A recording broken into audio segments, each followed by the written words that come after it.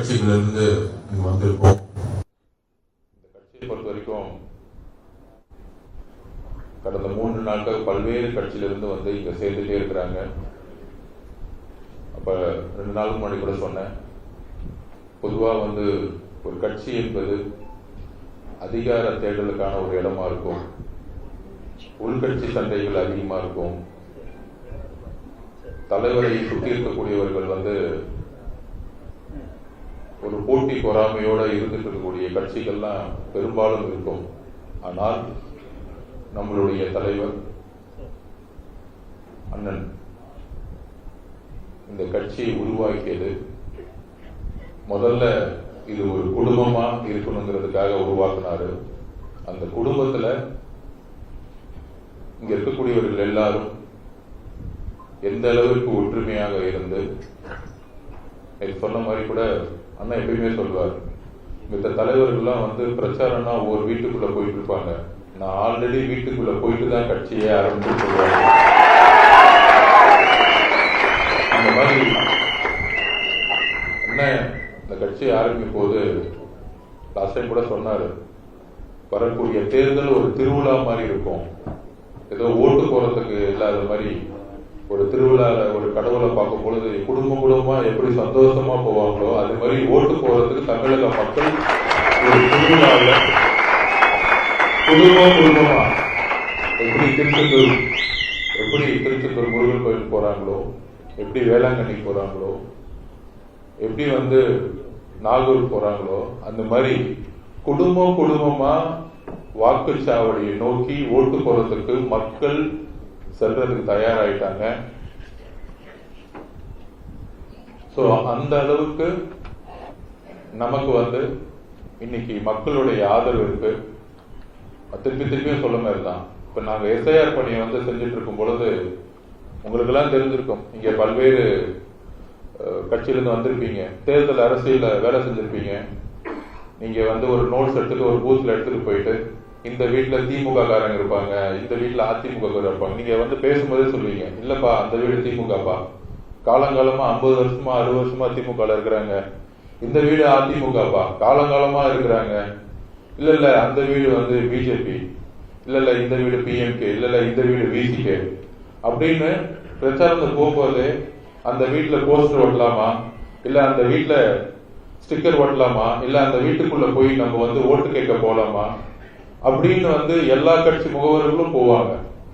ஆனால் வரலாற்றில் முதல் முறையாக திருப்பியும் பதிவு பண்றேன், தமிழக வெற்றி கழகத்திற்குன்னு ஒரு வீடுங்கிறது உங்களால ஐடென்டிஃபை பண்ணவே முடியாது. ஏன்னா அது உறுதியா சொல்றேன், திமுக மாவட்ட செயலர் வீடா இருந்தாலும் சரி, திமுக அமைச்சர் வீடா இருந்தாலும் சரி, அங்க இருக்கக்கூடிய பெண்களும் மனைவிமார்களும் பிள்ளைகளும் டிவிக்கு தான் ஓட்டு போறோம்னு முடிவு எடுத்துட்டாங்க.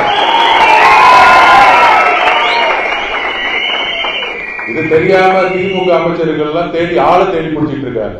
இப்ப எப்படி ஆயிடுச்சுன்னா திமுக வந்து உண்மையான அதிமுக ஆயிடுச்சு.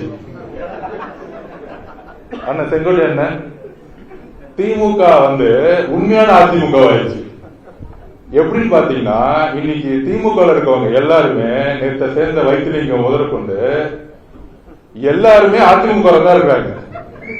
நானும் பார்த்துட்டே இருக்கேன், இங்க சேகர் பாபுங்கிறாங்க, அங்க வேலுங்கிறாங்க, இங்க வைத்திலிங்கிறாங்க, அந்த பக்கம் கேசாருங்கிறாங்க, அந்த தூத்துக்குடி பக்கம் சொல்லுங்க நீங்களே யாருன்னு அனிதா கிருஷ்ணங்கிறாங்க.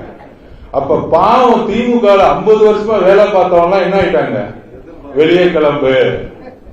அப்புறம் புதுசா யார் வந்தது, நம்ம 10 ரூபாய் பேரெல்லாம் சொல்லாதீங்க, அவ்வளவு பெரிய கிடையாது. 10 ரூபாய் இடி ரைடு வந்தா என்ன போனாரு, அவரு வந்து பெரிய செயல் வீரருங்கிறாங்க. நாங்க சிபிஐ வந்து என்கொயரிய வந்து போயிட்டு வந்தா பதறிட்டாங்க, பயந்துட்டாங்கிறாங்க. ரைடு வரும்போது யாரா என்ன பண்ணாங்க பேண்ட்லங்கிறது எல்லாருக்கும் தெரியும். எப்ப பார்த்தாலும் இந்த மீடியா வந்து மிரட்டிட்டாங்க. மிரட்டும் போது யாரா என்ன பண்ணாங்கன்னு தெரியும், அது வாயில சொல்ல முடியாது, உங்களுக்கே தெரியும். கார்ல எப்படி அழுதாங்கன்னு தெரியும், எப்படி நடிச்சாங்கன்னு தெரியும். யாரு ஹாஸ்பிட்டலுக்குள்ள போனாங்கன்னு தெரியும். ஹாஸ்பிட்டலுக்கு முதல்ல ஓடி முதலமைச்சர் போய் யாரு பாதுகாப்பு கொடுத்தாங்கன்னு தெரியும். ஏன்னா அவரை தொட்ட முதலமைச்சர் குடும்பம் மாட்டிக்கும், அவ்வளவுதான் மாட்டுது. சோ இந்த மிரட்டல் இந்த பதட்டம்லாம் திமுக இருக்கணும். ஏன்னா நாங்க ஒண்ணு 50,000 கோடி ரூபாய் அடிச்சு வீட்டுக்குள்ள ஒழிச்சு வச்சுக்கல, நீங்க தான் ஒழிச்சு வச்சுக்கிட்டீங்க. வர தேர்தல் உங்களுக்கு தான் மிரட்டல் இருக்கு, எங்களுக்கு இல்ல. நாங்க தூய சக்தி, தலைவர் சொன்ன தூய சக்தியோட நாங்க வந்துருக்கோம். ஏதாச்சும் இருந்தாதான் பயப்படுறதுக்கு. ஆனா ஆனந்த வீட்டு போடணும்னா ஒரு குங்கும பொட்டி இருக்கும், ஒரு திருநூறு பெட்ரோல் இருக்கும், அதை விட எடுத்துட்டு போகணும். ஒரு 50 போட்டோ இருக்கும், சாமி போட்டோ இருக்கும், அவ்வளவுதான் இருக்கு அவர் வீட்டுல. ஆனா உங்க வீட்டுல எல்லாருக்குமே தெரியும் என்ன இருக்குங்கிறது, தமிழக மக்களுக்கு தெரியும். கேட்டா இவங்க எல்லாம் தேர்தல் சிறப்பானலாம், கொள்ளை அடிச்சு காசு எடுப்பாங்களாம். அதுல 10 ரூபாய் பாலாஜி போய் ஒவ்வொரு வீட்டுக்காக 2000 ரூபாய் கொடுப்பாங்களாம். இவர் ஒரு பெரிய தேர்தல்ல பெரிய சக்தி வாய்ந்த தலைவர்கள். அவங்க 2000 ரூபாய் கொடுக்கிறது ஒரு பெரிய தலைவரா ஊழல் பண்ணி எந்த விதமான எதிர்பார்ப்பும் இல்லாமல் 1 ரூபாய் செலவு பண்ணாமல் ஒரு மாநாடு நடத்தினா 20 லட்சம் பேர் வராங்க எங்க தலைவருக்கு. இதுதான் கட்சி. கேட்டா இவங்க எல்லாம் இவங்களுக்கு எல்லாம் ஒரு இன்ஃப்ராஸ்ட்ரக்சர் இருக்கா?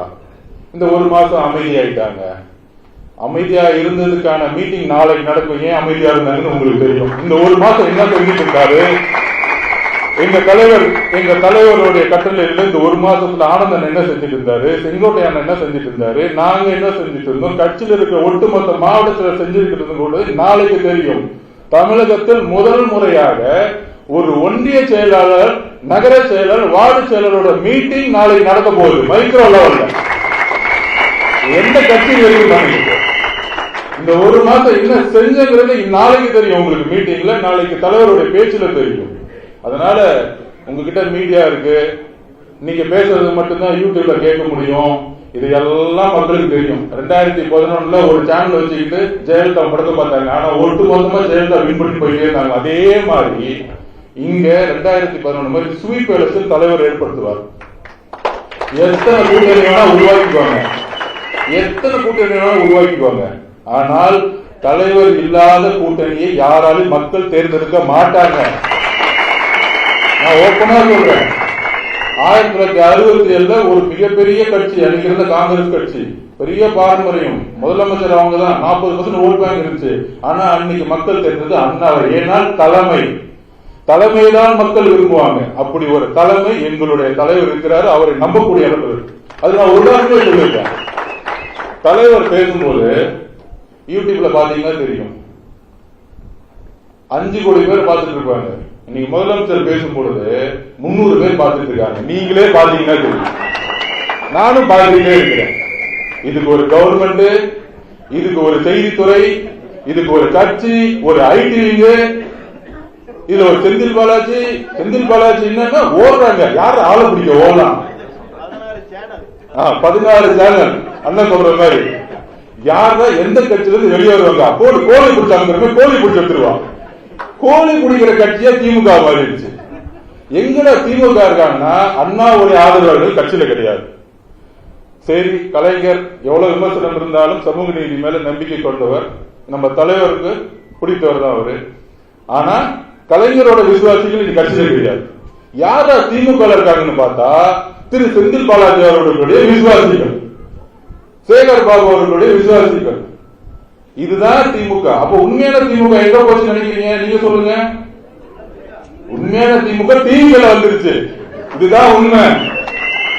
நம்ம ஏன் தெரியுமா நமக்குன்னு ஒரு வீடு இல்ல, நீங்க திமுக வீடு, அதிமுக வீடு, பிஜேபி வீடுன்னு எல்லாரும் சொல்றாங்க. நமக்குன்னு ஒரு வீடு இல்லைன்னா உண்மையான திமுக டிவிக்குள்ள மாறிடுச்சு. ஏன்னா மக்களுக்கு தெரியும் இந்த கோழி பிடிக்கிற கதை எதெல்லாம் புடிச்சு கொண்டு ஓகே இந்த இடத்துல இவர் போட்டுட்டா ஜெயிச்சிடலாம். இதெல்லாம் பழைய கதையை தூக்கி போட்டாச்சு. பொங்கல எப்படி போகிய போட்ட போது அங்க போகிய அன்னைக்கு அவங்களை முடிச்சிட்டாங்க. எலெக்ஷன் முடிஞ்சு போச்சு.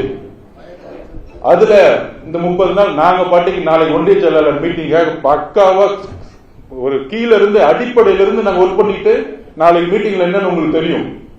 அந்த ஒர்க்ல இருக்கும் பொழுது என்ன அமைதியா இருக்கிறாங்க. ஏன்னா நாளைக்கு ஒட்டுமொத்த 70,000 பூத்தோட இணைக்கக்கூடிய விழா நாளைக்கு இருக்கு. நாளைக்கு பார்த்தா தெரியும் டிவிகே உடைய ஸ்ட்ரக்சர் என்னன்னா என்னன்னு தெரியும், அடிப்படை என்னன்னா தெரியும், ஆழம்னா என்னன்னு தெரியும். ஏன்னா இந்த இயக்கத்தோடைய அடிப்படை 30 வருஷம், அதெல்லாம் எங்களுக்கு தெரியாது. சோ நாளைக்கு நடக்கிற மீட்டிங்ல அந்த வேலை செஞ்சுட்டு இருக்கும்போது ஒரே பிரச்சாரம், இன்னும் இவங்க அமைதியாயிட்டாங்க, தலைவர் அமைதியாயிட்டாங்க. இன்னும் உங்களை மாதிரி டெய்லி பேசி பேசி போட்டிருக்கிறதா எங்க வேலை? எங்க தலைவர் பேசினால் அந்த பிரச்சனையை மக்களுக்கு கொண்டு போய் செய்யக்கூடிய செல்வாக்கு இங்க எங்க தலைவருக்கு இருக்கு. அப்ப எந்த அளவிற்கு மக்களுடைய உணர்வு பூர்வமா இருக்காங்கிறது நாளையோடைய மீட்டிங்ல நமக்கு தெரியும். சோ அதனால நீங்கள் வந்திருக்கக்கூடிய இடம் ஒரு குடும்பத்துக்கான இடமா இருக்கு. பதவிகள் கண்டிப்பாக பொதுச் செயலாளரும் தலைவர் அவர்களும் உங்களுக்கு கண்டிப்பாக மக்களுடைய சேவை கொடுப்பார். ஒருவேளை இல்லை என்றால் நீங்க கண்ணை மூடிட்டு வேலை செய்யுங்க, கண்ணை மூடிட்டு வேலை செய்வோம். தலைவர் முதலமைச்சர் எக்கச்சக்கமான பதவிகள் இருக்கு, அதை பத்தி நம்ம கவலைப்படவே வேணாம். ஒரு காட்டி நீங்க வந்துட்டீங்கன்னா, தலைவருடைய பாதுகாப்புல வந்துட்டீங்கன்னா அடுத்த 40-50 வருஷத்துக்கான வாழ்க்கையை பத்தி நீங்க கவலைப்படவே வேணாம். அதை பாத்துக்கோங்க. இந்த ஒரே கட்சியில தான் சாதியும் இல்லை, மதமும் இல்லை, ஆண் பெண் என்ற ஏற்றத்தாழ்வு இல்லை. அதுல உறுதியா சொல்றோம், தலைவர் அதுல ரொம்ப உறுதியா இருக்கிறார். அதனால ரொம்ப உங்களுடைய முகத்தை பார்க்கும்போதே தெரியுது, சந்தோஷமா இருக்கு. இந்த கட்சி இணைப்பெல்லாம் பார்த்தா தெரியும், ஆளு 10,000 ரூபாய் கொடுத்து கூட்டிட்டு வந்து உட்கார வச்சுட்டு இருப்பாங்க, திடீர்னு 3000 பேர்னு சொல்லுவாங்க. இங்க இருந்து பார்த்தா இங்க இருப்பாரு கட்சி இணைப்பு விழாவில் சேர்ந்தவங்க, அடுத்த நாள் பார்த்தா அதிமுக கட்சி இணைப்புல இருப்பாங்க. இந்த மாதிரி கட்சி இணைப்பு விழா எல்லாம் பார்த்துட்டு வந்திருக்கோம். கண்டிப்பாக மாற்றம் இருக்கு. அந்த மாற்றத்தில் நம்ம எல்லாம் சேர்ந்து ஒரு தலகர்த்தாவாக ஒரு கிரவுண்ட்ல இறங்கி செய்யக்கூடிய வேலை செய்யக்கூடியவங்களை நம்ம எல்லோரும் ஒன்றிணைவோம். இங்க பொறுத்த வரைக்கும் அண்ணா எப்பவுமே பொதுச்செயலாளர் பார்த்திருப்பீங்க, செங்கோட்டையன் எல்லாரும் ஒரு குடும்பம் மாதிரி தான் பழகுவோம் நம்ம. அதனால நீங்க வந்திருக்கக்கூடிய இடம் ஒரு குடும்பமான நிகழ்வு. உங்களை வாழ்த்துகிறேன், வரவேற்கிறேன். நாம் இணைந்து ஒரு பெரிய மாற்றத்தையும் மக்களுக்கான ஒரு உண்மையான அரசியலையும் ஒரு உண்மையான நேர்மையான நிர்வாகத்தையும் தலைவர்களில் கொடுக்க நாம் எல்லோரும் ஒருங்கிணைவோம். நன்றி, வணக்கம்.